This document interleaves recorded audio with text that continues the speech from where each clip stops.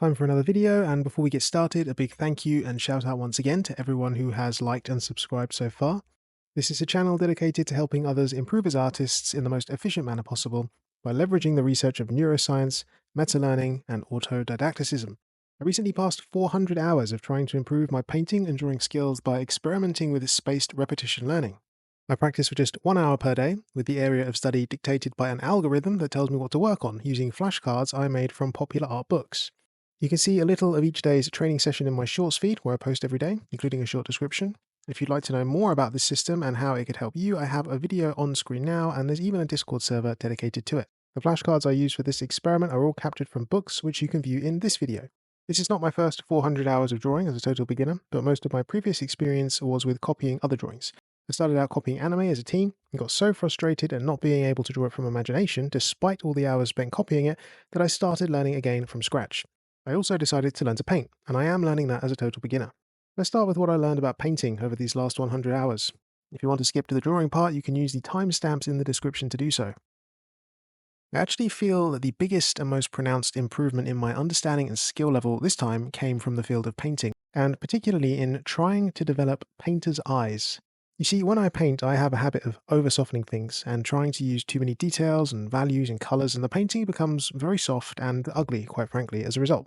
When we look at the work of professional artists and illustrators, the images in their work are much more volumetric, clearly defined, crisp, and easier to comprehend. I've been really thinking hard about why this is, alongside studying the feedback that you guys give me, and I think that the answer might lie in shape. Mitchell Albala mentions this a lot in his landscape books because landscapes are really more about capturing shape more than 3D form sometimes, especially when painting distant objects. The distance causes things like trees and mountains to flatten out, so the approach required is different to drawing something like a car up close, where perspective becomes much more important. This shape drawing is sometimes called notan, and can still be used to draw things like the human figure. It's a different way of seeing the world around you compared to the usual 3D perspective approach that I've spent so much time on, but I still find it very difficult to see these shapes sometimes, especially when the lighting is not strong and direct. To help ease me into seeing the things I want to paint as distinct shapes, I've been using a trick to actually turn references into shaped-based areas of value and color to help me learn to develop these painter's eyes. Here's the process if you'd like to try it yourself. First, we find our reference image, and it can be anything, a portrait, landscape, whatever. Even master studies can be done this way. Firstly, I clone the image onto a new layer, so I have 2 copies.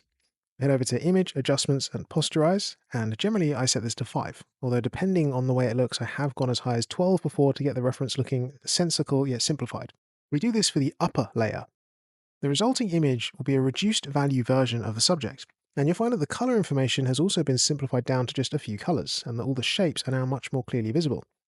While we can paint the reference like this, we lose all the soft edges that we may wish to describe the form with, so I tend to dial the opacity down a little to reveal the original image underneath. I can now play with using both images to paint the version I want. I kind of feel bad about doing this because it feels like cheating, although history is littered with artists who use tricks like this. Vermeer, for example, painted his subjects through a camera obscura to get the light and color effects that we see in some of his paintings, and if it was good enough for him, does that validate this approach?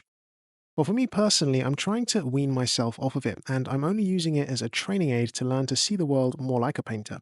As a result, I'm currently going through the above process where I study the posterized image, but then turn it off and look to find the same shapes and colors in the original unedited version of the image. If I get stuck, I can then toggle the shape layer on, and this can help point me in the right direction. Over time, I'm hoping that I'll be able to grow more accustomed to seeing how these shapes and colors are visible in the work, and be able to just pick them out completely unaided. On a side note, the color choices that this approach gives you are also very interesting, and I come up with colors that I wouldn't usually think of using, so this could be used as a way of generating ideas for a palette to include in the painting before starting. I'd love to know how those of you who have learned to see the world like this as you paint figured out how to do it. The next thing that's been a huge game changer is actually directly related to the previous point, and that's grouping values. The idea here is that we can chop the shapes we see up into 3 values, and then pick either the light or dark parts to add another couple of values too. This will handle the image's exposure for us and give it a stronger read. When we posterize the image, we can remove all color information to then perform a value study of the image. This is the real way that our brains are actually understanding the form and visual information, and so it's a great way to learn how to paint form more realistically. When you do this, before posterizing the image, head over to Image Mode and convert it to Lab Color. I'm still not entirely sure why we do this, but it seems to make the image correctly express its values in Photoshop using chroma instead of saturation when we remove all the color information. And this does appear to be the case when I've tested out things like the values of yellows in the images I've converted in this way. I learned to do this from the book Color and Light by 3D Total, and it's actually just what the author of that book says to do. So perhaps you understand it better than I do, I'm just copying him. After we have converted the image mode, we desaturate the image to make it all black and white, and then we posterize it. There are 3 different posterizations I use here for different purposes. A 2-value image will show us the image in black and white, and this is very useful for studying the composition of an image and how your eyes get guided through it. Mitchell Arbala discusses painting images like this when working on your landscape compositions, and it's also pretty much the entire basis of the book Framed Ink. By looking at the ratio of black and white, we get an initial read of the lighting and forms in the image, and our eye will move across it based on the pathways that are created, so it's a great way to learn more about composition. A 3-value is what I generally use for my value studies and how I initially set up the shapes. From here, I take a look at the image and I consider which value group I want to strengthen and which one I want to leave alone. If I want an image to feel more airy and bright, I leave the shadows as pure black and I'll add 2 more light values to the white parts, adding more form information there. When doing this, I generally stay within the islands and shapes I've already created. I find the values I want to use by using the 50% rule that I discussed last time. That means if a mid-grey is 50% and my white is 100%, then the first grey value I add is 75%, exactly halfway between both values. From there, I'll halve the numbers again, either making a lighter or darker grey from 75 depending on the exposure I want. I could take the opposite approach though. I could keep the white areas as pure white and work into the black areas by lightening them a little with 25% grey and 1 additional value. This would expose the image for shadows and reveal more form and information inside that value group. I never use more than 5 values, and if I want to see how I've done, I can actually create a 5-value posterized version of the reference to see how I did, toggling it on and off to find ways to better express the forms and shape in the image. I've also recently started playing with edges, and I'll sometimes go into these value groups and soften the boundaries a little between them. I find when doing this, less is definitely more. The outline of objects tends to be left very hard, but this is an entire concept in itself, and I'm still learning it. I have a habit of overdoing it though, and so I personally restrain myself at the moment. One advantage of working digitally here, though, is that I can play with it and undo it if the painting does get worse. Hopefully you can see how these are really just different ways of simplifying the subject we wish to paint, and I'd love to know any other simplification tips that those of you who paint know to help you see value groupings in your subjects, and how you go about handling exposure and edges in your work. There's actually one more simplification method that I learned from studying Bargue Drawing, which is really cool, and it involves using a black mirror to reflect the subject and see the shapes created by the light and shadow. Oh great, you're probably thinking, well, where am I going to get a black mirror from? Well, you actually already have one. I use my phone screen. If I'm painting or drawing something, I can flip the image and hold my phone off to the edge of the screen. The reflective image, which now appears the correct way around, features all the lighting information reduced to the biggest contrasting areas. I currently use this to see more diffused, softly lit figures in terms of distinct shadow shapes, as you may encounter on harder, more directly lit images. It helps me see the shadow shapes and reduce the gradients so that I can concentrate on the biggest value reads. Another approach which is really fun comes from the artist and illustrator Dong-Hyun Lim. When drawing figures, he makes these capital letter D shapes from cut pieces of paper and uses them to roughly plot out the pose of the figures he wants to draw. He then uses them as the gesture or underlying structure for the finished drawing, and the results look so cool and appealing. Shape doesn't have to be just about values or light and shadow. It could be used to capture gesture and rhythm as well, and the combination of straight line and curved line here seems like a great jumping in point if you're curious. But you could do this with triangles, circles, or any other shape you wanted to test out. I've just started looking at gesture drawing, and I want to play with some stuff like this as I get more into it. It's a really fun idea. There's one more thing I've been absolutely blown away by, and this one comes from the book Beginner's Guide to Creating Portraits, also by 3D Total. When painting or drawing anything, not just portraits, it's surprisingly easy to lose your way and get lost or distracted or overwork the image or just get stuck and not really understand how to move towards a finished piece. The idea of creation cycles is to logically chop up your work process into steps that get repeated in ever-decreasing circles to move towards the finished painting or drawing. The idea works very similarly to tacking when sailing. That is, you go a certain distance, but you will get blown off course, and so at that point, you have to course correct and move in a new direction. Part of this is realizing when you need to course correct, and that's where the cycles come in. We could chop a painting up into 3 distinct phases. We could begin with drawing the subject using lines, and then when we feel we have just enough lines to capture the subject broadly, we begin adding color and value information. Once we have the bare minimum here, we soften or harden any edges. After a single cycle of this, you'll probably find that although you have something, it's still not really a properly finished painting. there isn't sufficient detail or there will be errors, and so we start again. But because we already have a large chunk of the painting complete, we have a lot of this stuff mapped out now, and we can just make adjustments. We head back in and redefine the lines we can see, increasing the detail where relevant, and once we have enough, we jump back into the color and value work, and then we correct the edges. This would then repeat again and again as many times as you want until the painting or drawing is done.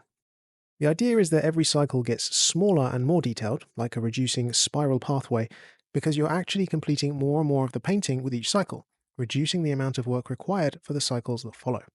You do not try and capture everything all at once in a single pass, which is what I had been doing up until I learned this stuff. I think I'm quite a logical and analytical person, and you can probably tell that I approach painting in this way. I'm not very expressive in my work, at least not right now, and so sporadically capturing a subject, while great for an initial pass, doesn't really work for me in terms of trying to capture a subject with the detail and realism that I am pushing for. Creation cycles have helped me better understand and control the journey my paintings take from concept to completion, and by being aware of this, I feel that I'm able to produce not only better paintings, but faster ones too. I can get a painting part finished now well inside of 30 minutes compared to over an hour before I learned how to do this. I found that it focuses me and it makes my next steps clearer. Combine this with the simplification methods that we just looked at, and we seem to have the groundwork for making more appealing paintings in record time. While I just described a 3-step cycle consisting of lines, color, and edges, a cycle can be as complex or simple as you desire and be set up to work on your weaknesses. It can also be repeated as many or as few times as you want. You might set yourself the challenge of creating a portrait within 3 cycles, and this will help hone your focus and force you to make decisions sooner than you otherwise might. It's a fantastic tool for analyzing the way you paint or draw, and I'd love to hear from those of you who use similar methods or have this specific awareness of the stages your paintings pass through as you work on them. Let's take a look at the things I've learned about drawing over the last 100 hours of study.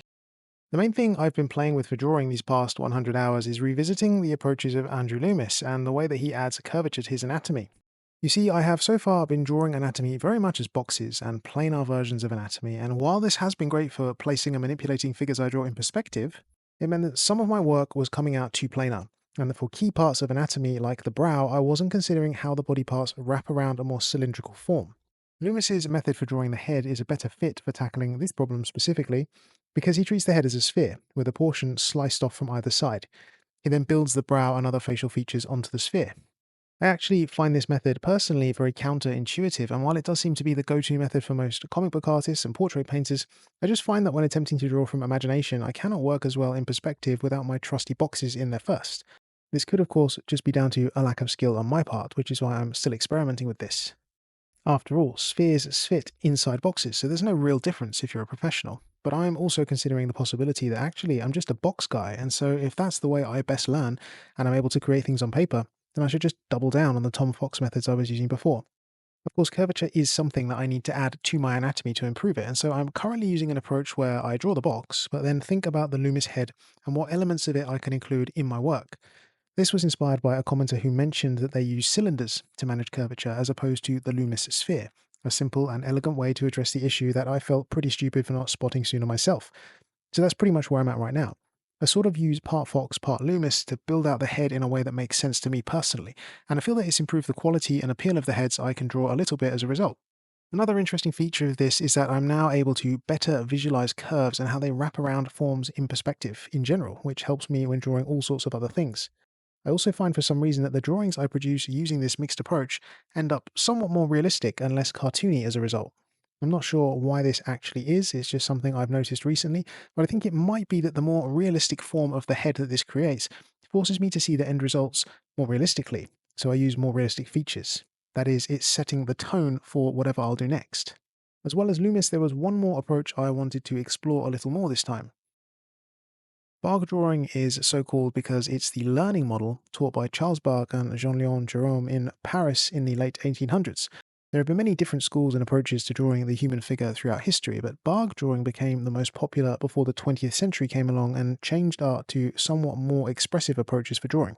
The idea was that students would be given plates of drawings based on Greek sculptures to reproduce accurately and eventually work their way up from lines and small parts like facial features to heads, busts, and full figures, adding shadow shapes and values, before finally being let loose to apply these techniques to live nude models. It's got a fascinating backstory.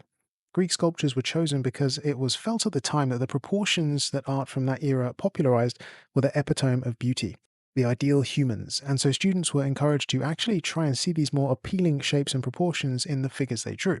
The way that rounded lines are simplified and drawn as multiple straight lines is partly responsible for this. And so instead of accurately painting a warts and all image of the subject, you instead try and glow them up a bit, making them look more classically Greek. Now, I would rather paint and draw more realistically, like Singer Sargent and his ilk, so why would I study something like bargue drawing? Well, I'm interested in making appealing figures from imagination, and I think that during the early 20th century, remnants of this drawing system were still existent and visible in the works of artists like Andrew Loomis, and also a lot of the comic book artists working at the time. When characters like Batman and Superman started to appear in the 1930s and 40s, their proportions were not normal, and it looks like they were deliberately proportioned more like Greek or Roman statues to make them look more heroic and appealing. Furthermore, the lines and details that get used to shape features like the eyes as seen in the bark plates actually bear a lot of resemblance to the eyes seen in Japanese manga and anime. You can see there are clear comparisons like the fold of the upper eyelid and the angles that are used to create the eye shapes. Whether this is attributed to bark drawing or not, I can't say, but what it does show is that appeal is created by once again simplifying the human figure and its details to a way that doesn't totally copy reality. I've been trying to test spaced repetition further by actually memorizing the bark plates so that I can think more about these lines and details and use them on features like eyes that I draw in an attempt to make my characters more appealing. It's very early days, but it's been interesting so far, and it does seem to make me focus on the bare minimum of linear marks to include to represent my anatomy. The other thing it definitely does is make you more accurate at judging angles and lengths from observation and using single lines to accurately map shapes. And this is a very handy skill to have for observational drawing in general, and so bargue drawing has been worth it for that alone. I'd love to know your thoughts on bargue drawing, and although I know it's not really the intention of the original course, it would be interesting to hear from those of you who have used it to increase your understanding of anatomy.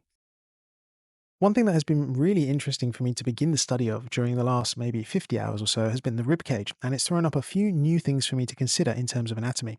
The first thing to really consider is how much detail I need in order to accurately use a piece of anatomy and the return I get based on the hours I put in.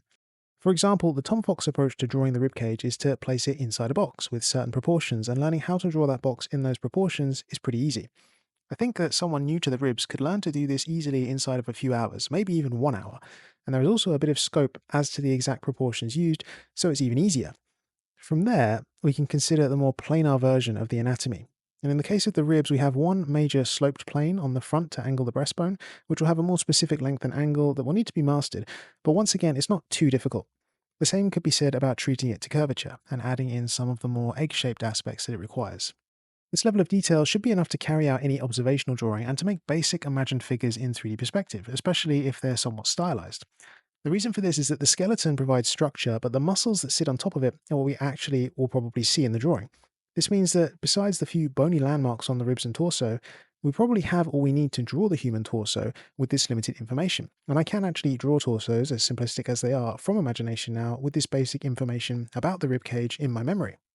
But what if I want to draw more realistically? What if I want to draw an emaciated character or a skeleton warrior from imagination? Well, now the planar understanding of the ribs is not enough, and instead we need to actually possess a specific understanding of the bones. This is actually the level of understanding that I've been trying to shoot for across recent hours, and it is so much harder, magnitude so. In fact, I would go as far as to say that the rib cage has become the hardest thing I've ever tried to draw from imagination. The reason I bring this up is to do with the mental bandwidth I have in learning this stuff and how much information I've been able to absorb from each study session. As mentioned, proportions in the basic box volume I can have memorized and ready to use in my own imaginative drawings within perhaps a day or two. Planar knowledge takes a little more time, but for the ribs, it's literally just a case of front, top, back and sides, and the total number of planes and their measurements is very simple. But trying to understand that there are 12 ribs per side, and 6 of them connect to the sternum, which is broken into 3 parts, and the uppermost rib connects to sternum piece 1, and rib 2 goes to sternum 2, and then all the other ribs go to sternum 3, apart from the lowest 2 floating ribs, and the 6th rib is like a super rib containing more individual ribs, and that all 12 are uniquely attached to the spine. That's very tough indeed. Also, each rib takes a different arc to actually form the rib cage, and so this is very hard to draw in 3D perspective. You can see the back ribs through the gaps in the front ribs, as well as the spinal column, and there are a lot of individual lines to draw compared to just a box, meaning it takes a long time and a lot of care to produce even a poorly executed rib cage. The amount of time invested as such is a lot, and I feel that personally I can only memorize one little detail at a time.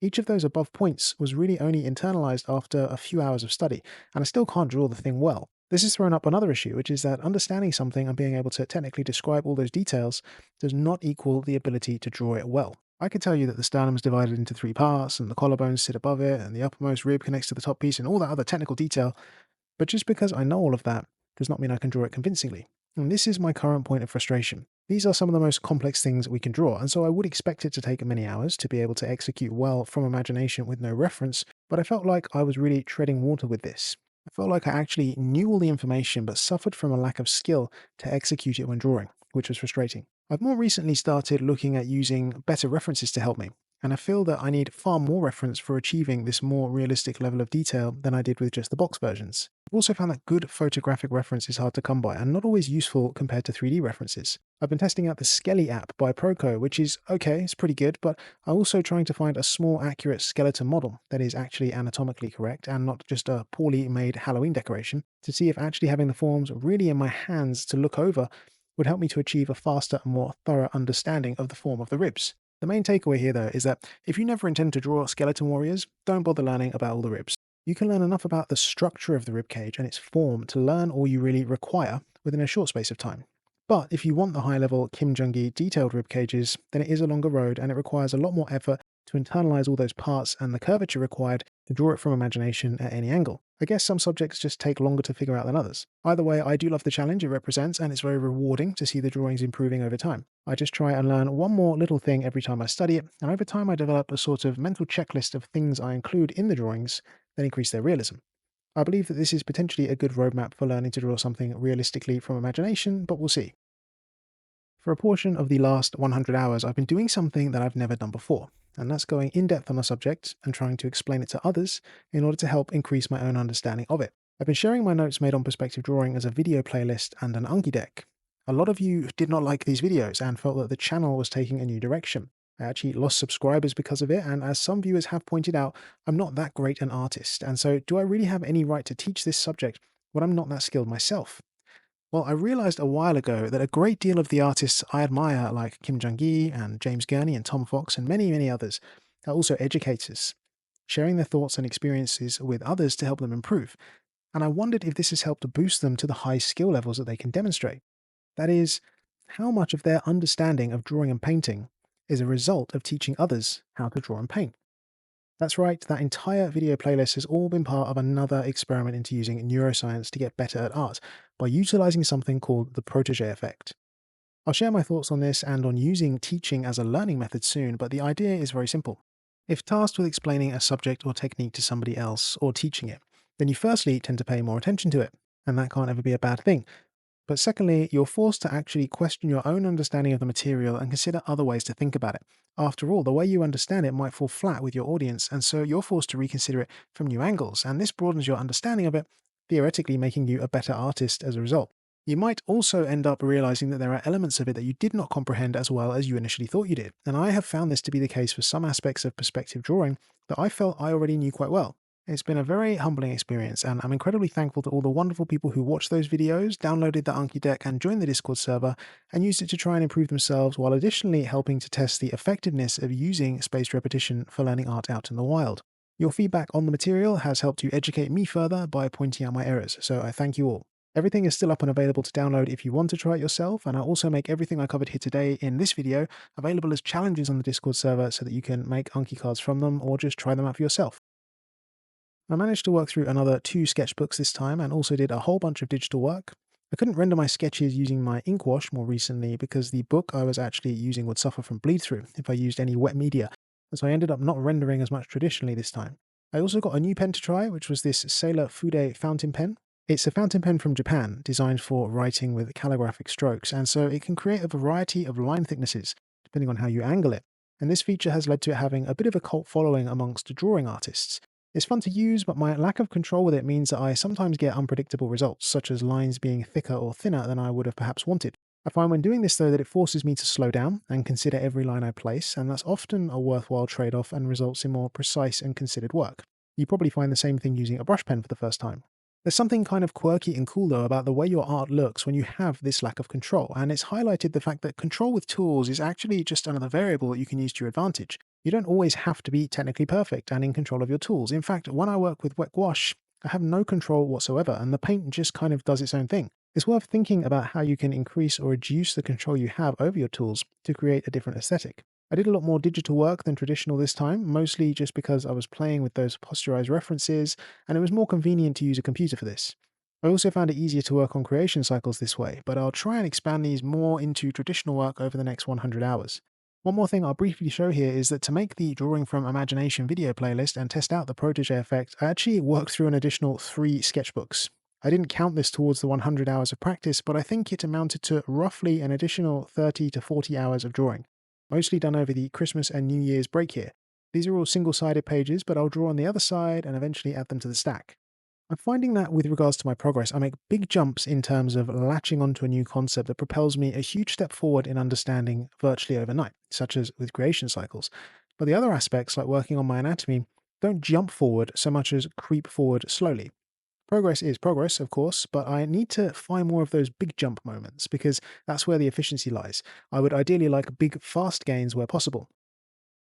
So for the next 100 hours, I'm hoping to do a bit more work on color because I actually ended up not doing that this time around. Keep improving my knowledge of anatomy. Continue to play a little with new things like portraits, bargue drawing, and gesture drawing, and to test out some more ways to quickly internalize subjects like the ribs to become able to draw them from imagination faster and more accurately. So that's it for today's video. I've got a few different videos in the pipeline at the moment dealing with testing some more neuroscience concepts, and I'm actually going to try and record some of my daily training sessions as well to give you more of an insight into what I think about when I work and how I make my notes and steer myself towards improvement on a daily basis, so keep an eye out for those. I also now have to produce some repaints, that is, finished longer pieces of art, having passed the next 200-hour interval, so they'll be coming soon too. Keep practicing and learning every day, and I'll see you next time.